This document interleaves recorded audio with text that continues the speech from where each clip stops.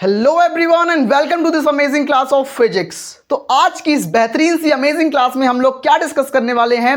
आज मैं आप सभी प्यारे प्यारे भाई बहनों के साथ डिस्कस करूंगा विद्युत धारा, यानी कि हम अपने तीसरे नंबर चैप्टर पर आ चुके हैं और तीसरा नंबर फिजिक्स का चैप्टर पढ़ेंगे जिसका नाम होगा विद्युत धारा यानी कि करंट इलेक्ट्रिसिटी। बहुत अमेजिंग चैप्टर होना और बहुत परिचय क्लास होगी, आज की इंट्रोडक्शन क्लास होगी।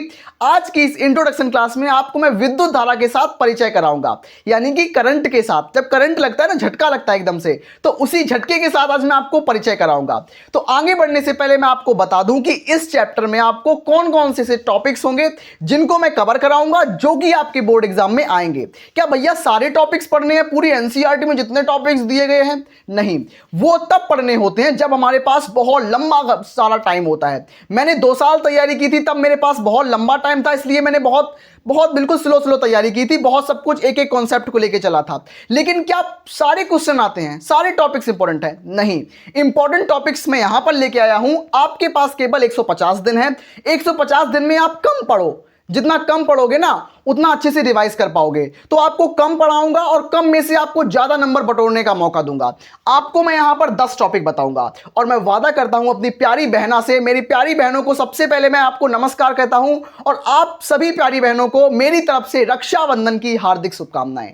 मैं चाहता हूं आपके आने वाला भविष्य बहुत उज्जवलमय हो, आप बहुत आगे तक जाएं। मैं यही चाहता हूं। मेरी प्यारी बहनें अगर यहां पर देख रही हो तो एक बार हैप्पी रक्षाबंधन लिखना और मेरे कलाई पर आप राखी बांध सकते हो ऑनलाइन, यहीं पर आप मुझे राखी बांध दो। मेरी प्यारी बहनों को बहुत बहुत मैं दिल से शुक्रिया करता हूं कि आप मुझ पे भरोसा कर रही हैं। अगर आप मुझ पे भरोसा कर रही हैं तो मेरी जिम्मेदारी है, यानी कि आपके भैया की जिम्मेदारी है आपका फिजिक्स का पेपर 100% फंसाना। अब मैं 100% पेपर फंसा तो दूंगा, लेकिन आपकी जिम्मेदारी होगी इस सबको रिवाइज करते रहना, इन सबको तैयार करना। और हाँ, ये भी बता दूं कि मैं जानता हूं व्हाइट बोर्ड पे क्लासेस सही से नहीं बन पा रही हैं, इसलिए आप सभी बहनों को, सभी भाइयों को मिलकर मदद करनी होगी। यहां पर मैं अपना स्कैनर दूंगा जिससे आप मेरी मदद करना। मैं यहां पर जल्दी से जल्दी, यानी कि 1 सितंबर तक आपको और मुझे मिलकर, दोनों लोगों को, मतलब बूंद बूंद से घड़ा भर के हम यहां पर स्मार्ट बोर्ड को लगाएंगे और 2 महीने के अंदर, सितंबर अक्टूबर के अंदर पूरा सिलेबस कंप्लीट कर लेंगे। ठीक है, उसकी चिंता मत करो। मैं बहुत टेंशनाइज हूं, इसलिए मैं सच बता रहा हूं। हम सब मिलकर यहां पर स्मार्ट बोर्ड लगाएंगे और लंबी लंबी क्लासेस करके पूरा सिलेबस जो है वो 2 महीने के अंदर आपको रटा बिल्कुल याद करा देंगे, बिल्कुल दिमाग में बिल्कुल मक्खन बना के फिट कर देंगे। ठीक है, तो हमारा पहला नंबर टॉपिक जो होगा इस चैप्टर में हम देखेंगे वो होगा विद्युत धारा का परिचय, विद्युत धारा का इंट्रोडक्शन। तो विद्युत धारा होती क्या है, इसका मात्रक क्या होता है, विमा क्या होती है, प्रकृति क्या होती है, इस तरीके से हम लोग देखेंगे।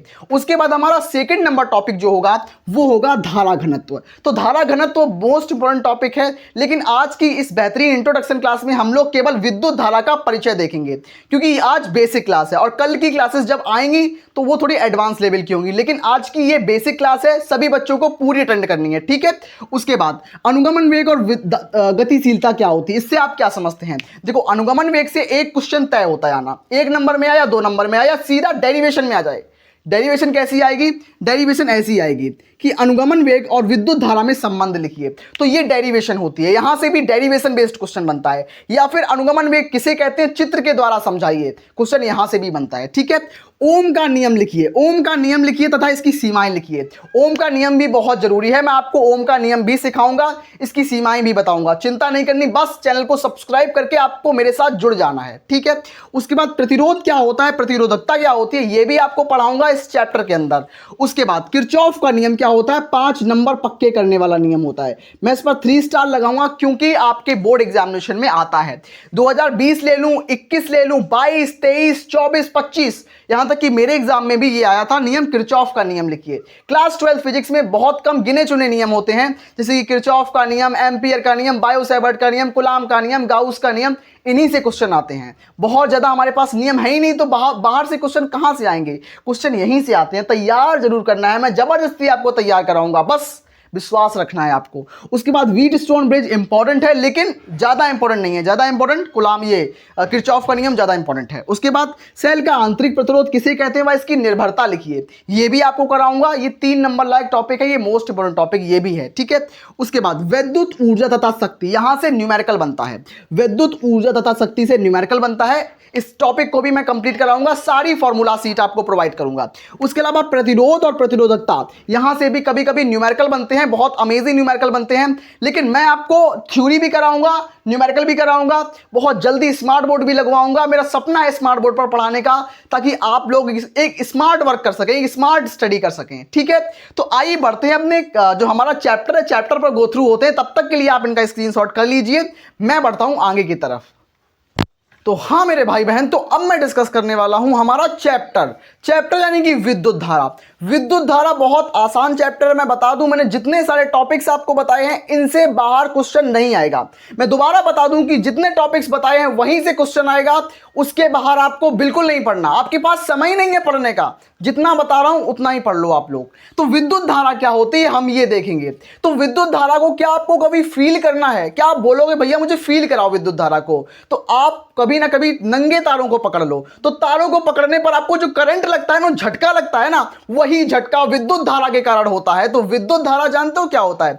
विद्युत धारा का मतलब ये होता है कि जब कोई करंट, किसी वायर में करंट फ्लो हो रही है, उसको बोलेंगे विद्युत धारा। सिंपल तरीके से कि किसी चालक में आवेश के प्रवाह की दर को विद्युत धारा कहते हैं। बिल्कुल सिंपल होता है। हमारे पास एक तार है जिसके अंदर हमारी बिजली प्रवाहित हो रही है। हमारे घर में पंखा चलता है, हमारे घर में फ्रिज चलती है, हमारे घर में कूलर चलता है, टीवी चलती है, मोबाइल चार्ज करता है, कुछ भी होता है, सब कुछ विद्युत धारा की मदद से होता है। अगर विद्युत धारा नहीं होगी तो हम लोग आपस में जो हम पढ़ रहे हैं आपस में वो भी नहीं पढ़ पाएंगे, क्योंकि मोबाइल फोन से पढ़ रहे हैं और मोबाइल फोन को चार्ज करने के लिए हमें विद्युत धारा की मदद करनी पड़ती है। तो विद्युत धारा क्या होती है? किसी चालक में आवेश के प्रवाह की दर को विद्युत धारा कहते हैं। इसको आई के द्वारा रिप्रेजेंट करते हैं। विद्युत धारा को हम आई के थ्रू रिप्रेजेंट करते हैं। आई बराबर क्या होगा? आवेश के प्रवाह की दर। दर का मतलब समय। तो आई बराबर क्या हो जाएगा? आई बराबर क्यू अपॉन टी हो जाएगा। आई बराबर क्यू अपॉन टी हो जाएगा। सिंपल तरीके से ये हमारे पास विद्युत धारा का सूत्र होता है। दोबारा से इसको समझ लो, आई बराबर क्यू अपॉन टी। सिंपल तरीके से विद्युत धारा का मात्रक क्या होता है? मोस्ट इंपोर्टेंट क्वेश्चन है। विद्युत धारा की विमा क्या होती है? मोस्ट इंपोर्टेंट क्वेश्चन है। विद्युत धारा की प्रकृति कैसी होती है? ये भी मोस्ट इंपोर्टेंट क्वेश्चन है।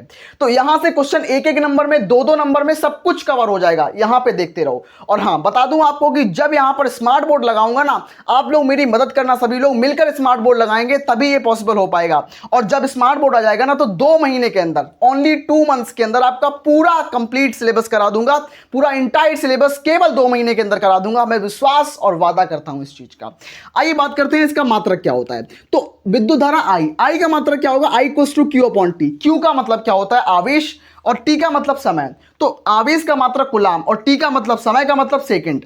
तो क्या हो जाएगा? कुलाम प्रति सेकंड हो जाएगा। इसका मात्रक क्या हो जाएगा? एम्पियर बोल दो, एम्पियर बोल दो, या फिर एम्पियर या कुलाम प्रति सेकंड। एम्पियर बोल दो या फिर कुलाम प्रति सेकंड बोल दो, सिंपल तरीके से।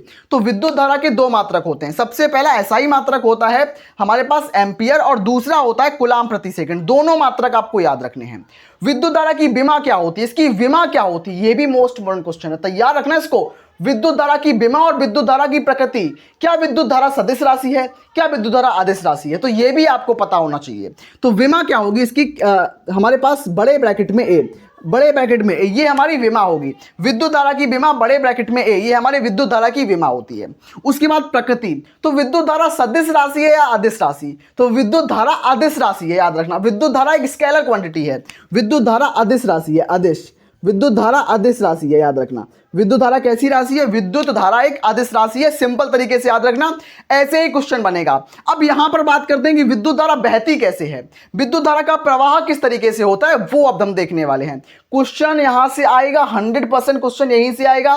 कॉन्सेप्ट बेस पढ़ा रहा हूं आपको, पूरा तैयार कर लो आप। कॉन्सेप्ट आपका बिल्कुल क्लियर हो जाएगा। और हाँ, मैं 10 दिन के बाद अपना स्कैनर आपको यहां पर लगाऊंगा। आप सभी बच्चे मेरी मदद करेंगे वहां पर। कौन कौन मेरी मदद करना चाहता है मुझे कमेंट में आप लोग जरूर बताना। मैं जानना चाहता हूं कि कितने लोग यहां पर खड़े होकर मदद करेंगे। और मेरा दावा है कि मैं आपको 2 महीने के अंदर आपका पूरा सिलेबस कंप्लीट कराऊंगा।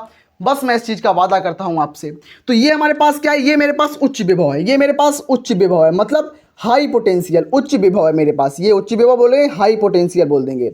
ये मेरे पास उच्च विभव का खंभा है, और ये मेरे पास निम्न विभव का खंभा है। निम्न विभव यानी कि लो पोटेंशियल। ये मेरे पास क्या है? मेरे पास लो पोटेंशियल, निम्न विभव है, याद रखना। ये मेरे पास हाई पोटेंशियल, ये मेरे पास लो पोटेंशियल। अब इसमें विद्युत धारा कैसे बहेगी, याद रखना। विद्युत धारा जो है इस तरीके से बह रही है, उच्च विभव से निम्न विभव की तरफ। इस तरीके से देखो, विद्युत धारा जो है वो इस तरीके से बह रही है, उच्च विभव से इस तरीके से निम्न विभव की तरफ। तो उच्च विभव से निम्न विभव की तरफ विद्युत धारा प्रवाहित हो रही है, यानी कि विद्युत धारा इस तरफ जा रही है। विद्युत धारा कैसी जा रही है? उच्च विभव से निम्न विभव की तरफ, इस तरफ से प्लस से माइनस की तरफ, प्लस से माइनस की तरफ विद्युत धारा जा रही है। लेकिन वहीं इलेक्ट्रॉन क्या करेंगे? इलेक्ट्रॉन नेगेटिव होता है, इलेक्ट्रॉन नेगेटिव होगा तो इलेक्ट्रॉन इसकी तरफ थोड़ी जाएगा, क्योंकि ये नेगेटिव है।